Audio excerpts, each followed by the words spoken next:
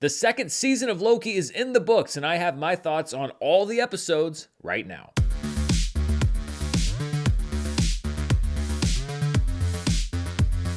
Hello everybody, I'm Dan Murrell here with my thoughts on the second season of Loki, which just wrapped up on Disney+.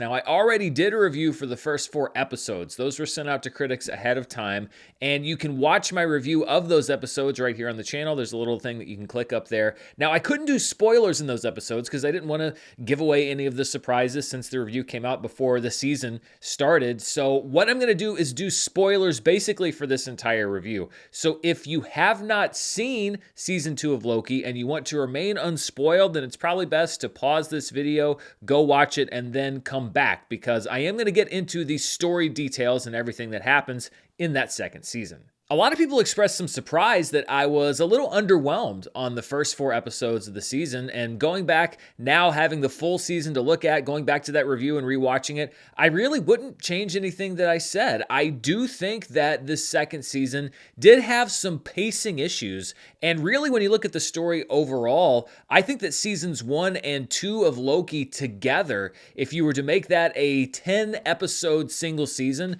would have made a stronger story with perhaps a better through line than we got with 2 separate seasons. It really hasn't been a secret that Disney Plus kind of issued an edict when they were developing their initial series of shows, and really up until the last 6 months or so, to produce as much as possible to attract subscribers to their streaming service. And I think what that might have done is caused some of the creators to think perhaps a little bit small on some of their shows. Now, this is with the acknowledgement that there were 2 different creative teams on Loki Season 1 and Loki Season 2, so I don't think it was an issue of, oh, we had one story that we were told to split into 2 seasons. But when you look at these 2 seasons together, I think that it really tells a pretty satisfying arc as far as Loki's character. He goes from the selfish god of mischief who's rescued from this timeline that he isn't supposed to survive, to the selfless god of time, essentially, who gives up basically everything in order to save the universe, to find a way out. He has the glorious purpose. He has the power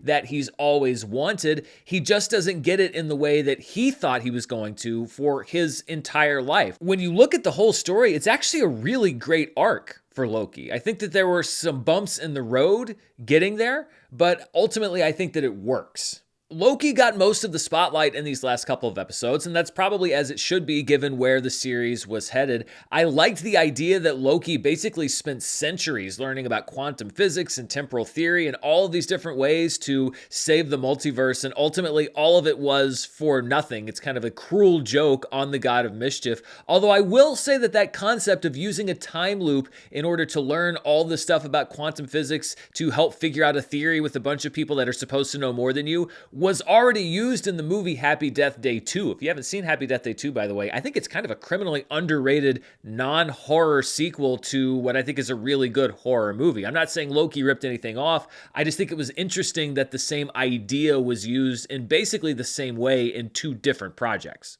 Okay, you said everything resets but your memory, right?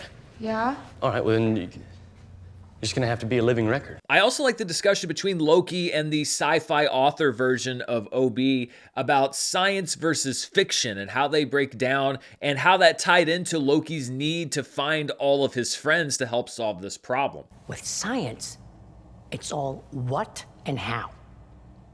But with fiction, it's why. I think the only drawback to a lot of that stuff, especially in episode 5, was that it didn't ultimately really impact the end game of what Loki had to do. Some might call it a little bit of filler, but it was at least entertaining filler, and it was well-written filler, and it did bring the character to a place that ultimately got him to that final destination. Plus, we finally got to see Mobius on a jet ski, and I think that was on everybody's list to see before this show came to a close. I don't know if there's going to be a Loki season 3, but at least we all got to see that. The one character who I thought was a little bit ill-served this season was Sylvie. She was such an integral part of season 1, and there was so much connection between her and Loki, and I think a lot of that was lost in the shuffle in season 2 until you got to that final episode, and then we sort of returned to that same conflict that the 2 of them had already been having, but it felt a bit abbreviated, and it was basically down to one, what I thought was really well written and well acted scene. It's not enough to protect the sacred timeline, Loki. Even down there, it's full of death and destruction and injustice. But there was so much new to introduce. You're beefing up the role of Victor Timely and Kang. You're bringing in OB. You're bringing in all of this time crisis stuff and introducing different versions in time travel and all of this other stuff. I think in the shuffle of that, you did lose the thread on Loki and Sylvie a little bit. It was a bit one note. She basically spent the whole season saying, you know, I don't want to do this anymore. I want to go hide out and work at McDonald's. And she was really only forced into action when her timeline literally disappeared. And, you know, I understand there's a lot of different things to juggle. You have to do a lot of different character beats and a lot of different story beats. But I think that the Sylvie storyline is one that I wish there had been a little bit more time and attention paid to. And then we have Kang, and I mentioned in my previous review that Jonathan Majors' performance as Victor Timely really didn't work for me. Of course, that fourth episode ended with Victor Timely being turned into spaghetti by all of that temporal energy, which I thought was a great way to end an episode. And they really kind of, it seemed to me, sort of de-emphasized him more so in these last couple of episodes. And then we got the return of He Who Remains. Now, I will say that I actually liked Major's performance as He Who Remains better in this season 2 finale than I did in the finale of season 1. It was a little less over the top. I think it was a little bit more menacing and a little bit more in line with what I felt worked best with that character at the end of season 1. My variants are already out there. We'll find them. There's too many. I won't stop. Doesn't matter. Never stopped me before. I know, champ. But I think the obvious question is, what's next for Kang? And given the Marvel process, I have no idea what was originally written for him and what was perhaps rewritten and reshot as the season began to wrap up. But I think that we are at a point where if Marvel wants to, they could fairly cleanly move on from Kang altogether. When you look at the story of He Who Remains and Kang and all the variants in the multiversal war, it could actually be contained to what we see here in Loki. I like the fact that Loki returns to He Who Remains as if he is really his final nemesis. And again, that works even better if you consider this to be one big story. No, I told you. Reincarnation, baby. It's always been down to this idea of you have two options. You can kill me or you can rule with me. You can kill Sylvie or you can rule with me. And then Loki comes in and he finds that third option where he basically says, I'm not going to be the god of one timeline. I'm going to be the god protector of the entire multiverse, and I'm going to phase you out entirely. I think that is in many ways an ultimate victory over He Who Remains. Now, in keeping the multiverse alive, that also keeps alive the idea that there are all of these Kang variants out there, and they have that passing reference to Quantumania where they say, oh, look, there's a variant over on Earth, 616, but they handled it. I guess one of them caused a little bit of a ruckus on 616 adjacent realm, but they handled it, so we're all good for now. That's all we can ask for. And I think this is the point where Marvel can decide whether to go one way or the other. They can continue down this road that they've sort of been building for themselves, where the Kang variants are coming and you have this big war and you have all of these different versions, etc. Or it could basically be what we saw in this episode, which is that, yes, there are Kang variants out there, but Loki is the protector of the multiverse, and the people that are in all these different timelines are taking care of the Kang variants in that timeline. You could even do a story about a different set of heroes in a different reality that's fighting their version of Kang. I don't necessarily think that Marvel has to follow through now with the idea that Kang is the big bad that is going to be the next nemesis for the Avengers or whoever it is. I think it's going to be a very interesting 6 to 9 months as Marvel does some, no pun intended, damage control, because I don't think that the box office on the Marvels is going to be very great. The critical response has been sharply divided. I wasn't personally a fan of the movie. We'll see what fan consensus is, although, well, fan consensus is a non-existent thing, but we'll see what the majority of the moviegoers who buy a ticket to the movie think. But I do think that we're going to see some very serious changes that are done at the MCU. And I could see a reality, especially if Jonathan Majors' legal problems worsen, and we'll see what happens in these next several weeks as far as that goes, where Marvel says, you know what, we're going to adjust.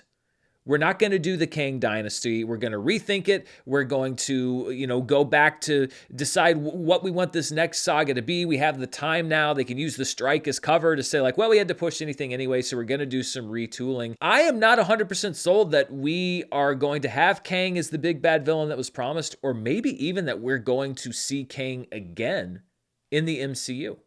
We'll just have to see where it goes. But whether by design or not, I think the resolution of this season gives the MCU an out should they decide to sideline Kang permanently. As for the future of Loki, the character and the show, I'm actually really happy with where it ended up. I mean, story-wise, where do you take this character beyond the nexus of the universe, the place at which all of the different points of the multiverse converge? I don't really think that you can bring him back into the TVA for a small-scale adventure, and how much bigger can you get than where he is? And also, just on a character level, I think it's very satisfying. I think that Tom Hiddleston played it very well. I like just visually what they did, the idea of Loki shedding this TVA garb that he's been wearing, and as he literally grabs the multiverse in his hands, he becomes that godlike figure with the horns and everything else, with the cape that eventually becomes these branch timelines. That was a great look as well. He walks up the steps. He literally ascends to the throne.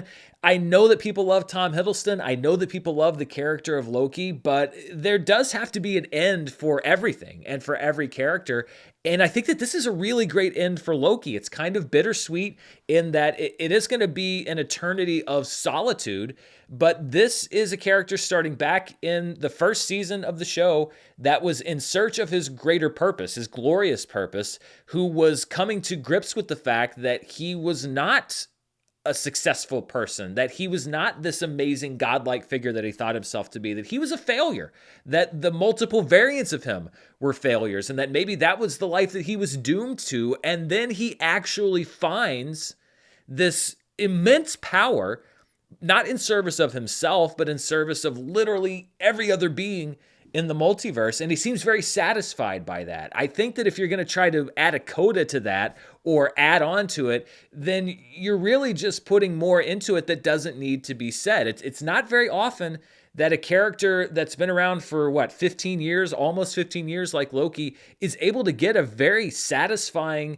and not rushed and sensible character arc in the way that we've seen. And my favorite thing about the show is where they left Loki. There were some things along the way that I didn't really like, or that I didn't agree with, or that maybe I think could have been done differently. But the thing about me, if you watch my reviews and everything here on the channel, is that I'm a story guy. Narrative and the story arc and everything, that is the most important thing for me. It's why I think I reacted a lot more negatively to the Marvels than some did, because I thought that the story of that movie was a complete mess. Here, I thought that the general through line was strong, and more than anything, I thought that it was a great arc for Loki, and I don't want to see it messed with. And when you look at the two seasons together, I see season 1 as a really interesting introduction to so many different concepts, variants, and Sylvie, and the TVA, and Mobius, and He Who Remains, and the idea of a multiverse and a multiversal guardian in the sacred timeline. And then season 2 introduced some other interesting characters like OB, and we had this timeline crisis, which I thought was generally pretty interesting. The Victor Timely stuff didn't quite work for me, and I think that the second season was a little more uneven than the first, but I think it paid off the concepts that were set up in season 1, and I think that that's generally what you want from a series, and especially from a limited run series like what these are intended to be here on Disney+. So I know this might be a controversial take, but I don't even really know if I want a Loki season 3, because I'm happy with what we've gotten. So revisiting this whole second season, the first 4 episodes back in that first review, I gave a grade of it's fine. I will say, based on the strength of these last 2, and particularly the finale and where it took Loki, I am upgrading the season grade to it's good, and I would recommend it. It's maybe not one of my favorite Marvel things of all time, but it has some of my favorite moments and pieces, especially when you combine season 1 and 2 of any Marvel project. And I think that the thing that ultimately saved Loki was that it felt distinct, and it felt centered on its main character, and it still had a role to play in the greater universe, and we'll see if that continues to play out or if it was maybe a little bit more constrained than was originally intended. But I think that that's what a lot of the movies and shows have lost, is this focus on the main character. And for all of the other things that floated around Loki, at the end of the run of this series, it was about Loki. And that was what was most important to get right. And that's what the show, in my opinion, did get right. So those are my thoughts on Loki Season 2. What do you think? Did you like seeing Loki take his final form and finally his throne? Be sure to stay tuned right here on the channel. I actually have a video coming out next week called If I Ran Marvel, which basically puts me in Kevin Feige's chair, where I give my thoughts on what I would do if I were able to do what I wanted, really, with the MCU. And there's even some things that this very show addresses. I've already done the show because I'm going to be away, but there's a couple things that I think this show does right that I would have suggested for Marvel to do. So be sure to stay tuned for that next week. And I'll still have reviews and stuff coming out over the next couple weeks. Thanks for spending part of your day here with me. Be sure to stay safe, and I'll see you next time. Bye.